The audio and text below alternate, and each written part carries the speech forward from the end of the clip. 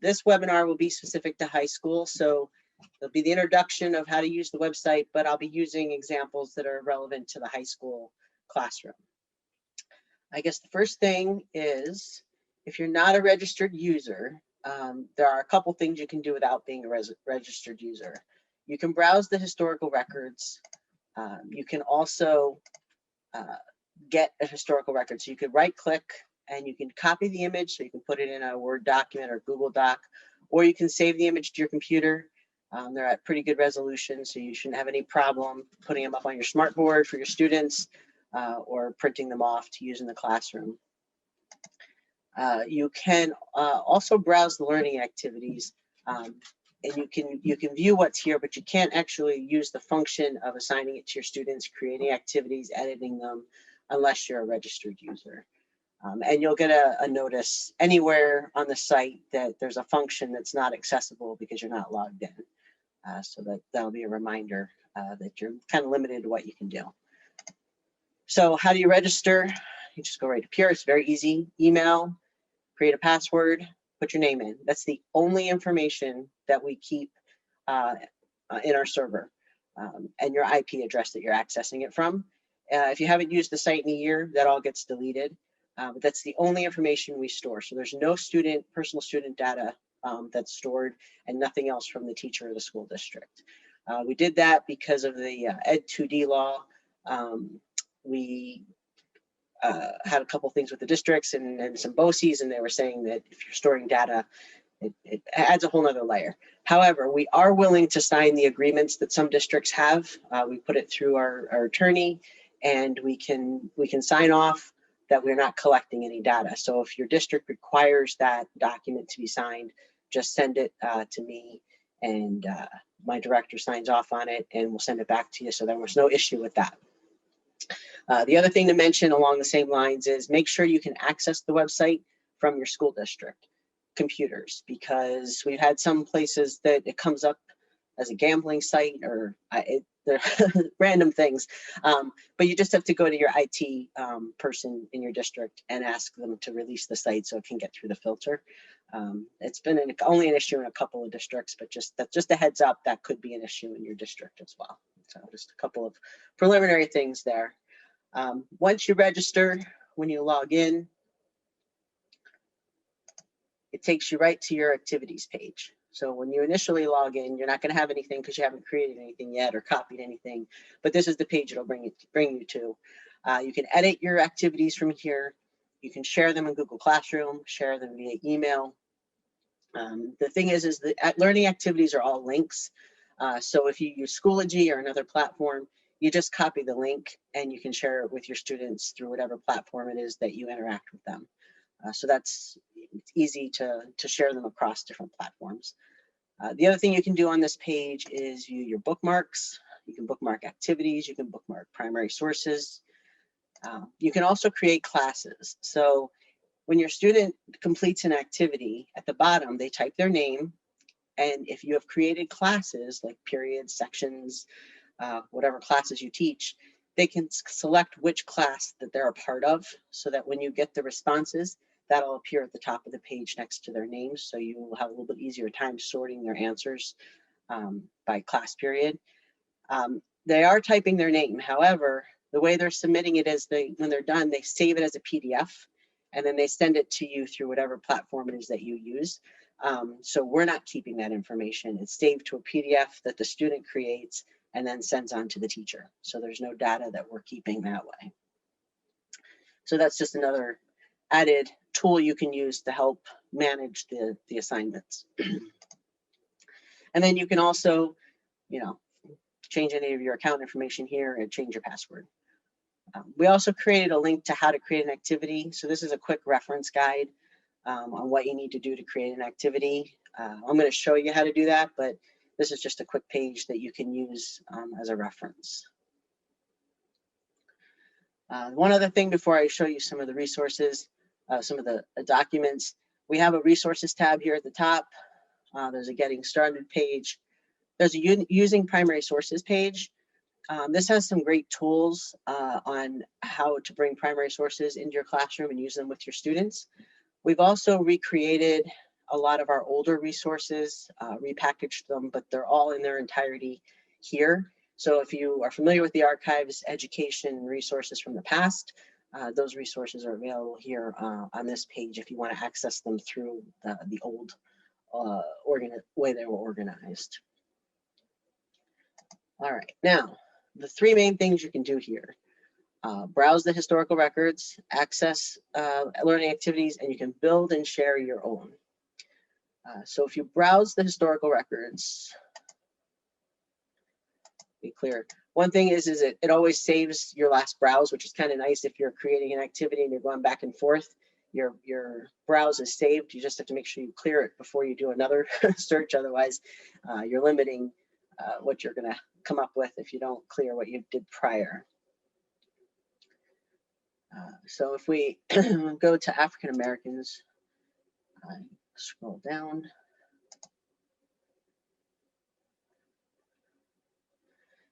Here's a letter from a woman during World War II, and it's to the New York State War Council Committee on Discrimination and Employment.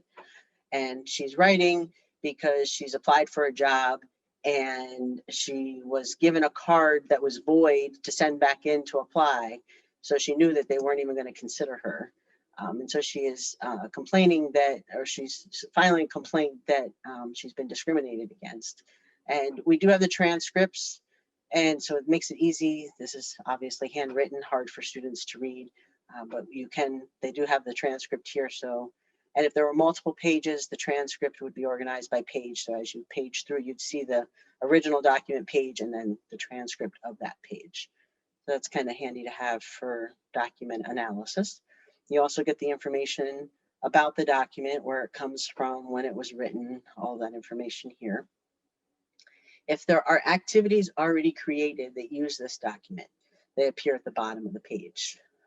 So this appears in two larger learning activities, one on African American citizen action in the 20th century, and one on women's rights. So if you click on the activity, you'll see this is the one on citizen action. These are the documents that go with this activity. Here's the teacher instructions. And if you click here, you'll see the student view, historical background, an essential question, check for understanding. And so here are the documents. If you click on it, it brings up a larger version. If this was script and there was a transcript, the button would be right here. Here's a description of what the letter is. Okay, so there's several documents in this one. Now look, if you want to use the activity, you have to copy it to your account first. Make it your own in order to share it with your students. If you copy it, the other thing is we can't have two activities with the same exact name. So you have to change it in some way. So even if you just added a number, so if you called it the same thing, but added a 1 at the end, that would be fine. Let's see here. Just call it citizen action. And you make a copy. Now it saves all the information of the original lesson, but you can change any of it. So whatever you want to change about it, if you want to change any of the categories, you can do that. Here are all the documents. You can, if it's too many documents for your students and you only want to use 2, you can delete some of these documents. You can rearrange them, put them in a different order. So you would just grab it and drag it to a different order. But I'm just going to leave it the same as it is. But even if you only wanted to use 1 page from a document because it was too long, you can get rid of the other pages and only have 1 for the students to focus on. If you want to add an additional primary source, you can do it from our site, but you can also upload your own. So if you have a JPEG of a document that you like to use along the same topic and you want to include it with this lesson, even if you create a lesson from scratch, you can just have your own document. You don't have to include a document from the site. You can just upload your own documents as well. So those are our 2 options for uploading primary sources to the site. And then here's the instructions for the student. You can edit this any way you want. You can take everything out. You don't have to have anything in these boxes. You can leave them blank. But this is where you would write instructions for the students. You can write conclusions for your students. So if you want them thinking about something and having it ready for the next day for class, you can write that in the conclusion box. And then here's the directions for teachers. So if you're going to share this with other teachers, this is where you would write your instructions. Or even if you're going to keep it just for yourself, you could put your notes here on how to do the lesson.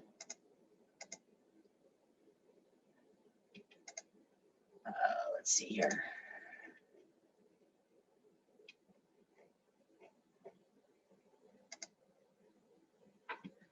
All right, now with multiple documents, it's actually these aren't in the correct order, so they have to be dragged anyway. But you can add, so you can have descriptions, and this, I would typically put the description under the document. But you can add a heading. You can add narrative. That's what these description boxes are. You can add another primary source here, and then you can add questions. So you can put questions underneath each of these documents, which was not done in this lesson, but you can add any sort of question that you want right here, type it, and then you just drag it under the document that it would go with. And then here's where you would publish or make it public. So in order to share it with your students, you have to publish it. So you would just click that button. And then in order to share it with other teachers, so it would appear on the Access Learning Activities, you would just click public here. But you don't have to do that. And if you're not done working on it yet, you just leave it unpublished. And then when you're done, you're ready, you can publish it to use with your students. You have a student preview here, a teacher preview here. You also have share it with Google Classroom and via email. And here's the link. Like I said, you can share it in other platforms just by grabbing the link. So that's example of how you would copy a lesson from the Browse section.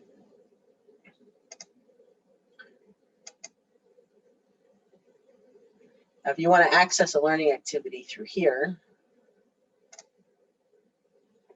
look, it looks the same. It's the same categories, but you're in the Access Learning Activities. Here you can also sort by grade level. So if you want only high school level, which most of them would be for high, the lower elementary, we have fewer, and then as you get a higher up, there's more available. But these were all high school. And then you can pick a topic as well. So you can hone it down. You can get it down as much as you want and refine your search. I want to show a global example because I know there might be some global teachers here. We do have resources for global teachers. So this is global history and geography. This is high school level. And then you can also do a second topic. So we're going to do World War I. And doesn't seem to be sorting as well, though. But we do have an activity on the Armenian genocide.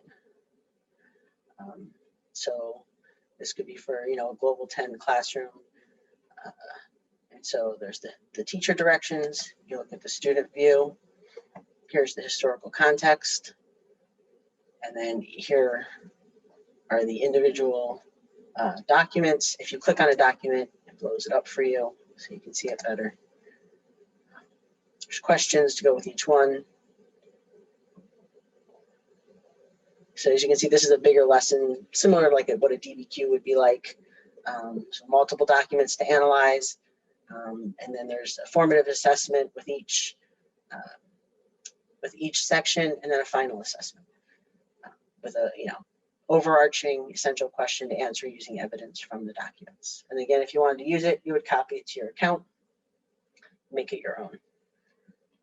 That's an example from high school for global. And then build and share is where you would create an activity from scratch. So if you wanted to just start, fresh and create something, interpreting the evidence is a single document analysis sort of learning activity. Comparison and contextualization is meant for like two documents, comparing two perspectives. The chronological reasoning and causation is a multi-document. The ones I showed you that had many documents, those fit into that format the best. It gives you the ability to add the narrative boxes as well as questions and headings. So it lends itself to multiple document analysis. Evaluating the evidence, I'll show you an example of that. It has a scale, so you pick multiple documents for students to analyze. You pick two sides of a topic, and then they drag the document after they analyze it to which side of the argument they think it represents, and then they could write a final, have a final evaluation where they're,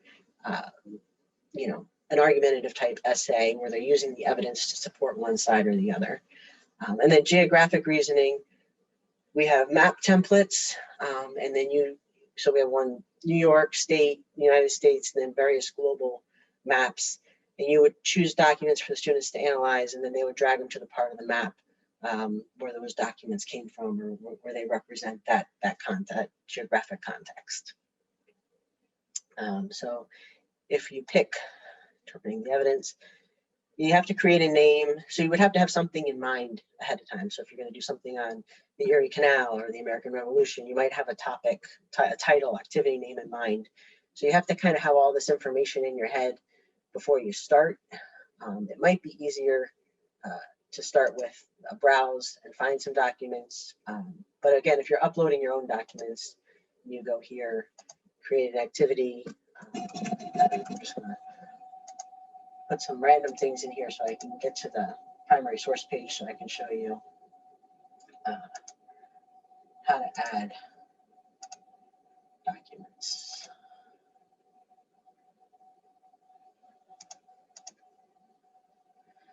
You have to at least pick one in each of those categories in order to move to the next screen. So here, see, there's no primary sources, but you're going to pick one. So you can either pick one from the site or upload your own. If you go to the site,